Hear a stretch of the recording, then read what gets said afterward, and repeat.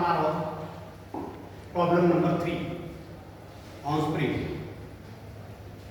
A helical spring is made from a wire of 8 mm diameter and has outside diameter 90 mm.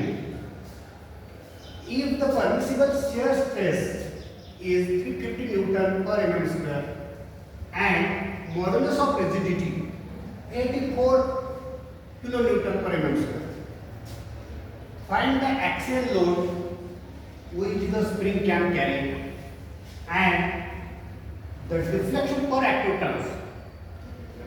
First condition, neglecting the effect of curvature. Second, considering the effect of curvature. आपल्याला problem मध्ये काय केलं मित्रांनो, त्यांनी wire diameter दिला 8 mm. Wire diameter 8 mm दिला. त्यानंतर outside diameter 90 mm. Outside diameter 90 mm. shear stress दिला. permissible shear stress is given 350 newton per mm square आणि मॉड्युलस ऑफ रिजिडिटी दिली. Modulus of rigidity that is capital G. Capital G ची value किती दिली? 84 kilonewton per mm square. किलोन्यूटनचं newton मध्ये convert केला आपण. 84 × 10⁻³ न्यूटन पर mm स्क्वेअर. आता फर्स्ट कंडिशन त्यांनी आपल्याला काय करायला त्यांनी axial load, find the axial load which spring can carry आणि डिफ्लेक्शन पर ॲक्टिव्ह टर्म्स हे दोन फाइंड आउट करायचे. आणि दोन कंडिशन. पहिली कंडिशन काय आहे त्यांनी neglecting the effect of curvature. Effect of curvature neglect करायचे. आणि दुसऱ्या कंडिशन कोणती दिली त्यांनी? Effective considering the effect of curvature. Effect of curvature consider करून डेल्टा काढायचा आपल्याला आणि इफेक्ट ऑफ कर्वेचर निग्लेक्ट करून. तर पहिली कंडिशन आपण केली neglecting the effect of curvature. Neglecting the effect of curvature. आपल्याला फॉर्म्युला माहित आहे tau is equal to k suffix s into 8wc divided by pi d square. Tau is a permissible shear stress. Okay, Ks is the shear stress factor. W is the axial load. C spring index and D wire diameter. आपल्याला फक्त आता इथं permissible shear stress दिला given data मध्ये आणि D दिला wire diameter. आपल्याला काय काय फाइंड आउट करावं लागतं या फॉर्म्युल्यामध्ये W काढण्यासाठी? स्प्रिंग इंडेक्स आणि shear stress factor. Spring index कसा फाइंड आउट करायचं आपल्याला माहित आहे. Capital D divided by small d. Capital D म्हणजे mean diameter of coil divided by d म्हणजे वायर डायमीटर. पण आता आपल्याला मीन डायमीटर पण माहित नाही. मीन डायमीटर कसा फाइंड आउट करायचा? Outside diameter minus wire diameter. Outside diameter मग आपल्याला दिलेला आहे त्यांनी 90 mm. मग मीन diameter is equal to outside diameter minus small diameter. Outside diameter किती आहे? 90. वायर डायमीटर किती आहे? 8. 90 मायनस 8 किती आलं? 82 mm. म्हणजे मीन डायमीटर भेटला आपल्याला. आता आपण स्प्रिंग इंडेक्स फाइंड आउट करू शकतो. कारण मीन डायमीटर फाइंड आउट केला आपण. Mean diameter divided by wire diameter म्हणजे 82 डिवाइडेड बाय 8 आपल्याला स्प्रिंग इंडेक्स किती भेटला? 10.25. आता आपल्याला काय करायचं? Shear stress factor find out करायचं. Shear stress factor is equal to 1 + 1/2c. 2c म्हणजे काय? Spring index. Spring index already आपण फाइंड आउट केले. ती व्हॅल्यू इथे पुट करा. 1 + 1 डिवाइडेड बाय 2 × 10⁻25. जर आपण हे कॅल्क्युलेट केलो तर shear stress factor is equal to काय भेटणार आपल्याला? 1.049. म्हणजे आता आपल्याला ॲक्सियल लोड फाइंड आउट करण्यासाठी सगळ्या व्हॅल्यू भेटल्या. टाऊची व्हॅल्यू भेटली, शियर स्ट्रेस फॅक्टर भेटला, स्प्रिंग इंडेक्स भेटला, स्मॉल डी ऑलरेडी दिलेला आहे. तर हे सगळ्या व्हॅल्यू त्या फॉर्म्युल्यामध्ये आपण ठेवायच्या. आपण ठेवलो इथं टाऊची व्हॅल्यू ठेवलो, spring index permissible stress factor 350 is equal to, this is a shear stress factor 1.049 into 8 W आपल्याला कॅल्क्युलेट करायचं आहे axial load into spring index 10.25 divided by pi D square, पायची किंमत 3.14 गुणिले डी स्मॉल डी 8 स्क्वेअर. आणि जर आपण हे कॅल्क्युलेट केलो तर W ची व्हॅल्यू काय भेटेल आपल्याला 818.104 मीटर. पहिल्या कंडिशनला आपण ॲक्सियल लोड फाइंड आउट केला. आता आपल्याला काय फाइंड आउट करायचं आहे, डिफ्लेक्शन पर ॲक्टिव्ह टर्म्स. आता डिफ्लेक्शनचा फॉर्म्युला माहित आहे, del is equal to 8W CQ dot n divided by G into D. Okay, म्हणजे W हे काय डिफ्लेक्शन, W काय ॲक्सियल लोड, C काय spring index. Okay, this is the n terms divided by G काय modulus of rigidity जे आपल्याला दिलेला आहे डाटामध्ये, आणि D काय आहे डायमीटर. आपल्याला सगळ्या व्हॅल्यू माहिती. आपल्याला फाइंड आउट काय करायचं आहे, डिफ्लेक्शन पर ॲक्टिव्ह टर्म. म्हणून आपण या इकडं भागिले घ्यायचं.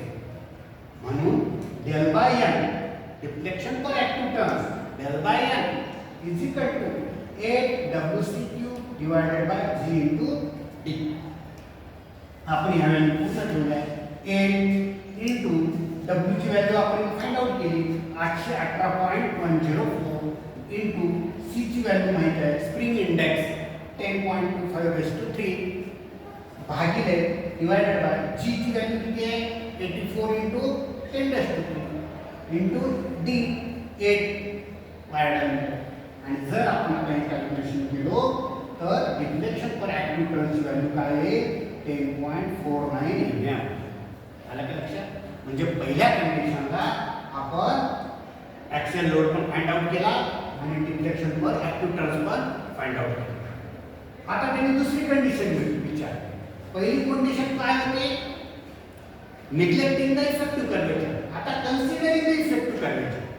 आणि ज्या वेळेस आपण इफेक्टिव्ह कर्वेचर कन्सिडर करतो त्यावेळेस आपण इथं स्ट्रेस फॅक्टरच्या ऐवजी ऑल स्ट्रेस फॅक्टर घेतो. आला का लक्षात.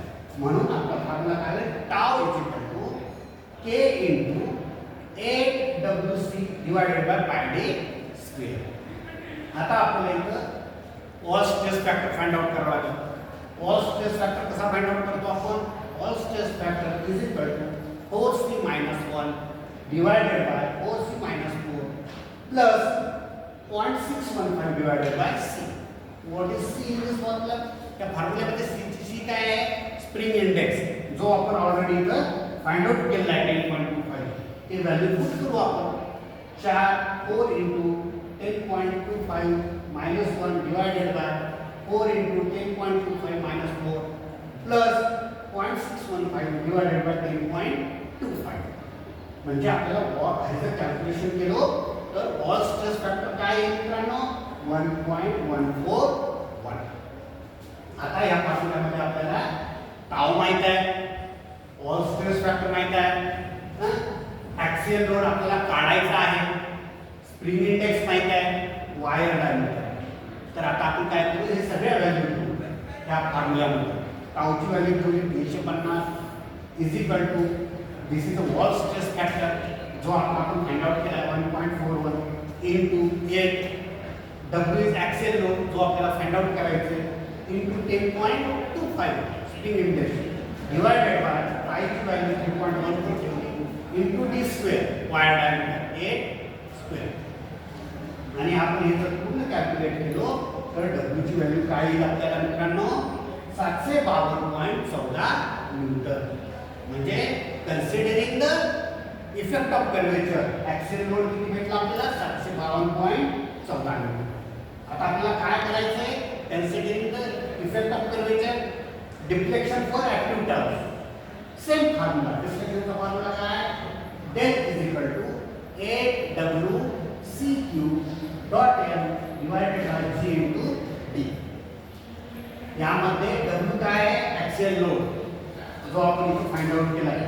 Okay, C is a spring index, G is the modulus of rigidity, D is a wire diameter.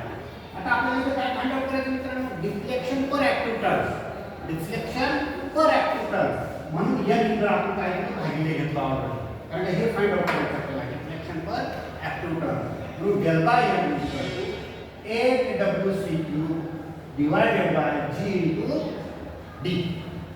आता आपण सगळ्या व्हॅल्यू ठेवल्या 8 into this is a axial load जो आपण फाइंड आउट केला 752.14 into c³ spring index 10.25 raised to 3 divided by g modulus of rigidity काय आहे 84 into 10 raised to 3 आणि d is a wire diameter 8 आणि हे जर कॅल्क्युलेशन आपण कॅल्क्युलेट केलो तर डिफ्लेक्शन पर ऍक्टिव्ह टर्म्स काय आहे आपल्याला 9.64 mm. रेडी. तर अशा प्रकारे या प्रॉब्लेम मध्ये आपल्याला दोन कंडिशनला फाइंड आउट करायचं ऍक्सियल लोड आपल्याला दोन कंडिशनला फाइंड आउट करायचं ऍक्सियल लोड आणि डिफ्लेक्शन पर ऍक्टिव्ह टर्म्स दोन कंडिशन. पहिली कंडिशन कोणती म्हणली निग्लेक्टिंग द इफेक्टिव्ह कर्वेचर आणि दुसरी कंडिशन कोणती कन्सिडरिंग द इफेक्टिव्ह कर्वेचर. आणि by considering these two conditions we are solving this problem. Okay, today we will stop here. Please subscribe my channel, like करायला विसरू नका.